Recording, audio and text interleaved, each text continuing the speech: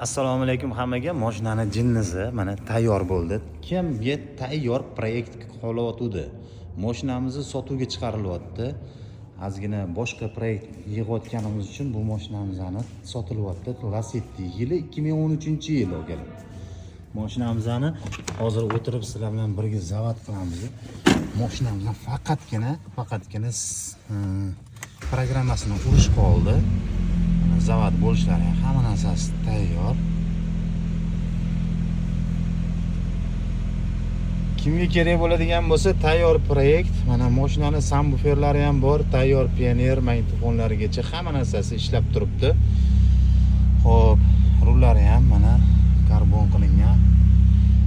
O'sha mashina o'zimiz uchun yig'ilgan mashina edi, hozir sotilayotganligi uchun sotilish sababli qilinyapti hozir. Xudo xolisa yana aloqaga chiqamiz. Mashinani faqat bittagina ishi qoldi. Stage urib olish kerak bo'lyapti. Hozir bitta programmasini ko'rsatib olsak bo'ldi. Yana yaqinda sizlarga xudo xolisa ko'chada olib chiqib obzorini qilaman bu mashinani. Mashinaning nomeri nimaga 300 qo'yilgan? Nomerini aslida ko'rsatmasdim. Nomerini 300 ni qo'yganimizning sababini videoni davomida kuzatib tursanglar, keyin men sizlarga tushuntiraman.